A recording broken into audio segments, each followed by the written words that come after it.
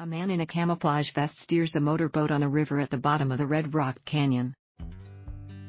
My name is Jeff Arnold and I work for the National Park Service as a fisheries biologist. I've been with the Park Service for about 20 years and I've been at Glen Canyon for about 2 years, just a little over 2 years. And one of my main projects here is the Brown Trout Incentivized Harvest Program below the dam. Jeff and two others fish from the boat.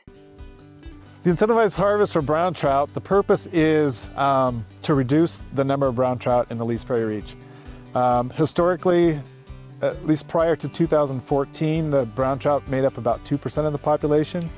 And the last monitoring effort that the state did about a month ago, they're up to about 25% of the population.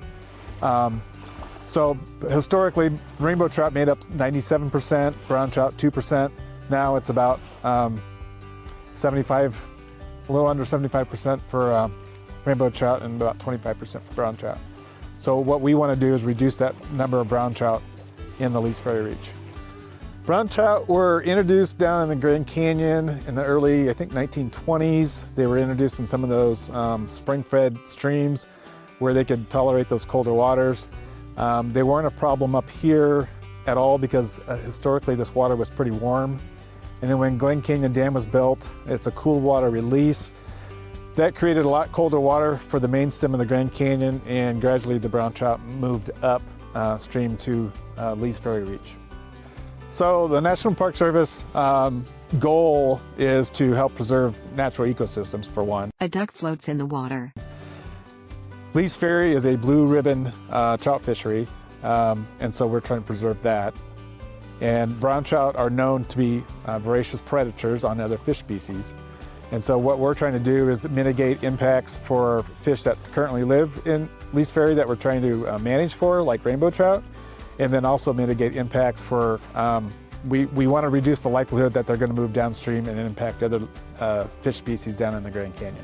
A fisherman holds a rainbow trout in his hands.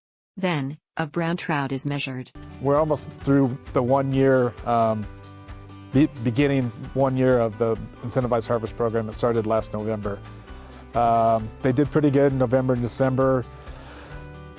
Any time of the year is probably pretty good. It's just going to depend on the habitat they're in. A lot of people target them in December and January as they're spawning in shallow waters, especially up by -4 mile. A brown fish with brown spots swims swiftly through shallow clear water near the rocky riverbed covered in green weeds. In the summertime, a lot of people have been fishing deeper, so it just depends on the time of year you're looking at. In Lee's Ferry, the most popular spots that people have been catching brown trout are at -4 mile and -12 mile. A map of the Colorado River between Glen Canyon Dam and Lee's Ferry in northern Arizona near page. Areas along the curved river are marked A through H. -12 mile is near Catchings Bar in area B. -4 mile is at the 4 mile bar in area F. You want to look for these deeper pools that will hold the fish, and preferably some areas where there's surrounding aquatic vegetation for these fish to hide in. They lurk in there. I'm assuming that they're kind of looking for food in the vegetation, and also maybe as a smaller fish or something like that comes by. But a lot of their diet is the scuds and the New Zealand mud snail when they're smaller. One of the popular things here at Lee's Ferry, at least in the last couple of years, is the availability of backhaul services. And there's several outfitters that do that. You can look up online for Lee's Ferry backhaul services. But what you can do there is, if you do not have a kayak or canoe, you can rent one from them. It's pretty cheap, like 30 bucks a day, I'm guessing. And then you can, for another $60, $70, you can have that canoe hauled all the way up to the dam. And then you and your family can fish on the way down back to Lee's Ferry. If you do have your own kayak and canoe, you can use that as well. You won't have to pay the additional fee, obviously, and still get the backhaul service going up to the dam or wherever else you want dropped off at. A boat and a trailer attached to a truck is backed into the water at a boat launch area. So yeah, while you and your family are out on Lee's Ferry, there are opportunities to camp along the river. We have 5 campgrounds, beginning at the Ropes Campground up near the dam, all the way down to, I think, -6 mile. A map of the river with campsites marks. From the top near Glen Canyon Dam is Ropes Trail Camps, then Ferry Swale Camps, 9 mile camps, 8 mile bar camps, and 6 mile camps. On screen text. Camping is limited to 14 days. Camping is permitted in designated areas only. There are 5 designated areas, marked with signs, on a first-come, first-served basis. Upriver campsites are provided with toilets and fire pits. All campsites are located well above the river and require a short walk from your boat. This is to prevent camps from being damaged by high water releases. Fires are permitted only in the fireplaces provided or in portable fire pans. No ground fires are allowed. If portable fire pans are used, all burned charcoal must be carried out. Collection of wood is prohibited. Carry out all litter and garbage. There is no regular garbage collection upriver. Plastic litter bags are available free of charge at the ranger station. Dumpsters are available at the launch ramps for garbage disposal. Federal law prohibits the disturbance, defacement, or removal of historic or archaeological sites. Do not deface rocks and cliffs.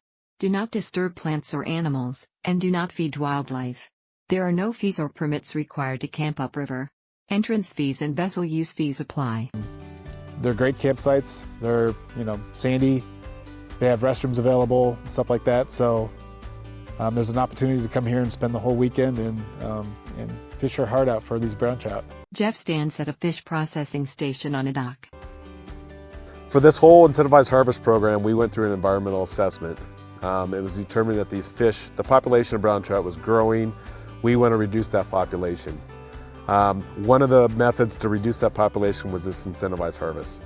If this doesn't work, we have alternative methods that we might have to institute, which is like spawning bed disruption of early life stages, or we might have to come in and electrofish, and we don't want to do that.